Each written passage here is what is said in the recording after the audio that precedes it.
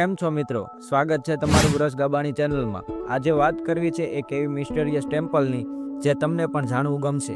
તો વિડીયોને લાઇક કરી દો, તમારા મિત્રો સુધી શેર કરી દો અને ચેનલમાં જો નવા હો તો ચેનલને અત્યારે જ સબસ્ક્રાઇબ કરી દો।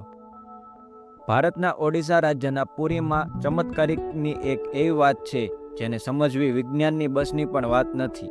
સાયન્સ, જિયોગ્રાફી, કેમેસ્ટ્રી, ફિઝિક્સ અને દુનિયાના બધા જ બિલીવ્સ અહીંયા ફેલ થઈ જાય છે। હિન્દુ માન્યતામાં 4 ધામ છે: બદ્રીનાથ ધામ, દ્વારકાધીશ ધામ, રામેશ્વરમ અને જગન્નાથપુરી। અને આ કહાની છે જગન્નાથપુરીની, જ્યાં આજ પણ શ્રી કૃષ્ણનું વાસ્તવિક હૃદય ધબકે છે। આ મંદિરના કંઈક એવા રહસ્ય છે જે સાંભળીને બધા જ લોકો વિચારમાં પડી જાય છે। વેસ્ટર્ન કલ્ચર ફોલો કરતાં કરતાં આજ આપણે એવા મોડ પર આવી ગયા છીએ કે જ્યાં ભગવાન છે કે નથી એના પર લોકો સવાલ ઉઠાવવા લાગે છે। બસ આ જ સવાલ હું તમને લાસ્ટમાં પૂછીશ, તો ચાલો વિડીયોની શરૂઆત કરીએ।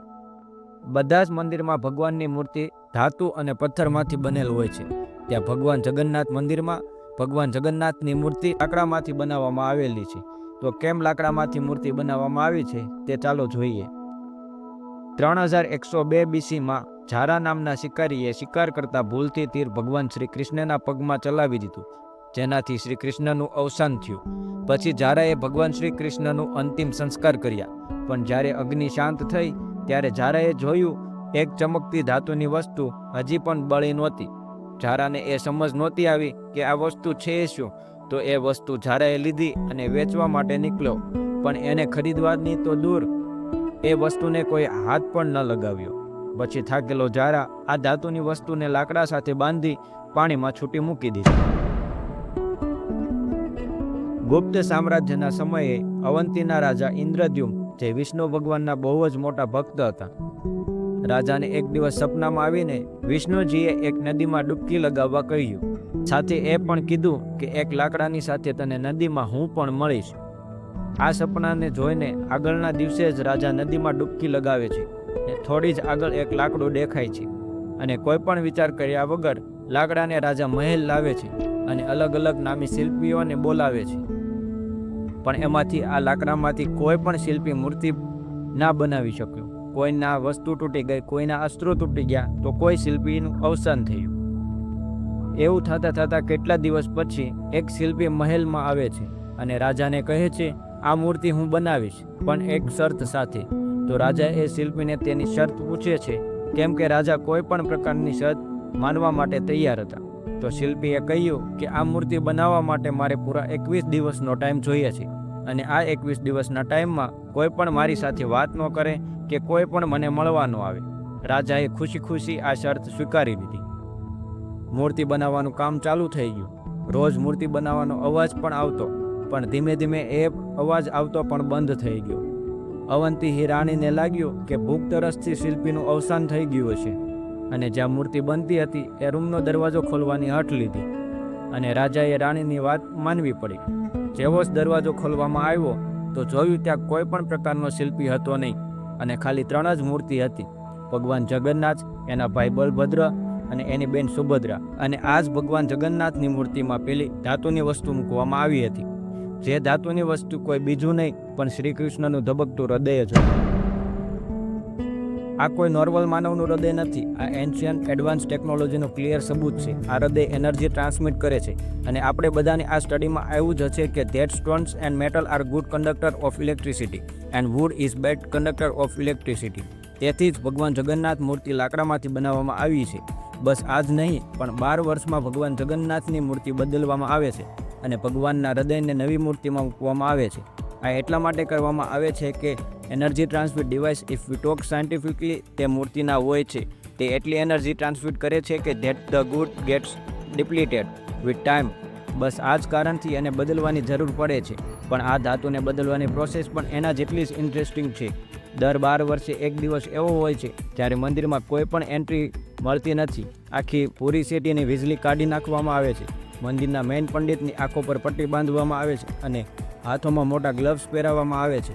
100% અંધારામાં આ હૃદયને કાઢીને નવી મૂર્તિમાં ફરીથી સ્થાપિત કરવામાં આવે છે। જે પંડિતોએ ઇતિહાસમાં આ પ્રોસેસ કરી છે તે કહે છે કે ક્યારેય જોયું નથી, પણ આ વસ્તુ જેને અમે બ્રહ્મ પદાર્થ પણ કહીએ છીએ. તેને હાથોમાં પકડવા પર એવું લાગે છે કે જીવતું સસલું પકડી લીધું હોય. માનવામાં એવું પણ આવે છે કે કોઈ પણ આ બ્રહ્મ પદાર્થને જોયું તો ત્યારે ને ત્યારે જ તેનું મૃત્યુ થઈ જશે. તેથી જ આંખો પર પટ્ટી લગાવ્યા વગર આ પ્રોસેસ કરવાની કોઈને પણ પરવાનગી નથી. આ મંદિરની ઉપર ધજા છે જે સાયન્ટિફિક લોથી વિપરીત છે. જેવી રીતે આપણને ખબર છે કે જે દિશામાં પવન ચાલે છે એ જ દિશામાં પતંગ ચગે, ધૂળ પણ એ જ દિશામાં ફેંકાય છે, એવી જ રીતે ધજા પણ એ જ દિશામાં ફરકવી પડે. પણ જગન્નાથ મંદિરની ધજાની વાત અલગ છે. આ ધજા હંમેશા હવાની ઓપોઝિટ દિશામાં ફરકે છે. કેમ અને કેવી રીતે આજ સુધી કોઈ નથી સમજી શક્યું. આ ધજાની સાથે એક વધુ વાત છે કે આ ધજાને દરરોજ બદલવામાં આવે છે. મંદિરના પંડિત 214 ફીટ ઉપર ડેઇલી બદલે છે. કહેવામાં આવે છે કે જો આ ધજાને બદલવાનો એક દિવસ ચૂકાઈ ગયો તો મંદિર 18 વર્ષ માટે બંધ થઈ જશે.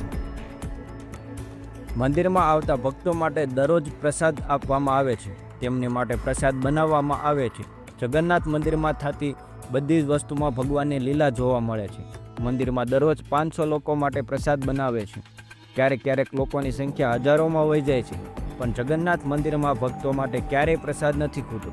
આખો દિવસ પ્રસાદ વેચવામાં આવે છે. પણ કહેવામાં આવે છે કે મંદિરમાં એક દિવસ પણ પ્રસાદનો દાણો ઘટતો નથી કે વધ્યો પણ નથી. તો કહી શકીએ કે આવું એસ્ટિમેટ કાઢવું માનવો માટે શક્ય નથી. પણ આ વાત અહીંયા જ પૂરી નથી થતી. પ્રસાદ ઘટવા કે વધવાની મિસ્ટ્રી તો છે જ, સાથે તે બનાવવાની મિસ્ટ્રી પણ છે. જે લાકડાના બળતણ ઉપર એકની ઉપર એક એમ 7 માટલાના વાસણો મૂકીને પ્રસાદ બનાવવામાં આવે છે. સાયન્સ અને લોજિક કહે છે કે સૌથી નીચેના માટલામાં વાસણમાં પ્રસાદ પાકવો પડે. પણ પુરીના જગન્નાથ મંદિરમાં સાયન્સ અને લોજિક નથી ચાલતા. એકની ઉપર એક રાખેલા વાસણમાં સૌથી પહેલા સૌથી ઉપરના વાસણમાં પ્રસાદ પાકે છે. પછી એનાથી નીચે વાળા અને સૌથી છેલ્લે સૌથી નીચેવાળા વાસણમાં પ્રસાદ પાકે છે. હા, મને પણ ખબર છે તમને કંઈ સમજાતું નહીં હોય, પણ આજ સુધી કોઈ સમજી શકતું નથી. આ મંદિરની સુંદરતાને શબ્દોમાં ના વર્ણવી શકીએ. આટલું મોટું મંદિર આટલા બધા વર્ષ પહેલાં કોઈ પણ જાતની ટેકનોલોજી વગર કેવી રીતે બનાવવામાં આવ્યું હશે. પણ શું તમને ખબર છે 214 ફીટના આ મંદિરના ડોમના પડછાયો આજ સુધી બન્યો જ નથી. Are you shocked? You must be, but it is true. Jagannath મંદિરના ડોમની શેડો બનતી જ નથી કોઈ પણ ટાઈમ દિવસના. અને આપનો ફેવરિટ સબ્જેક્ટ સાયન્સ પણ આ વાતનું લોજિક શોધી શક્યું નથી. The mystery is not over here. જેવી રીતે આપણને ખબર છે કે બિલ્ડિંગ્સ, આર્કિટેક્ચર અને એરિયાઝનો ફ્લાય ઝોન હોય છે, મતલબ કે ત્યાં ડ્રોન, એરોપ્લેન તેના પરથી ઉડાડવાની પરમિશન નથી હોતી. પણ પક્ષીઓને આપણે ક્યાં રોકી શકવાના? એને સમજાવવા તો મુશ્કેલ છે ને. પણ જો જગન્નાથ મંદિરની વાત કરીએ તો ત્યાં કંઈક એવું છે જે પક્ષીઓને ખબર છે, જે આપણને નહીં. કારણ કે મંદિરની ઉપર ડ્રોન, એરોપ્લેન કે પક્ષી ઉપરથી ઉડતા જ નથી. તમે જોયું હશે કે મંદિરના ડોમ્સ પર કે મોટી બિલ્ડિંગ્સ પર બહુ બધા પક્ષી બેઠા હશે. પણ ક્યારેક જગન્નાથ મંદિર જાઓ તો જોશો કે એક પણ પક્ષી જગન્નાથ મંદિરના ડોમ પર બેઠેલું જોવા નહીં મળે.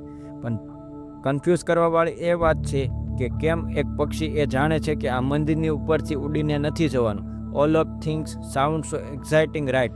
તો મિત્રો, તમને આ વાત સાંભળવાની અને જાણવાની મજા આવી હોય, અને જો તમે આવા જ રહસ્યમય વાતો આગળ જાણવા ઈચ્છતા હો તો વ્રજ ગાબાણીને સબસ્ક્રાઈબ કરવાનું ભૂલતા નહીં. હું તમારી માટે આવા જ વિડીયો લાવતો રહીશ. આવો ફરીથી જોઈએ જગન્નાથ મંદિરની મિસ્ટેરિયસ વાત. સુદર્શન ચક્ર, આ નામ તો તમે સાંભળ્યું જ હશે.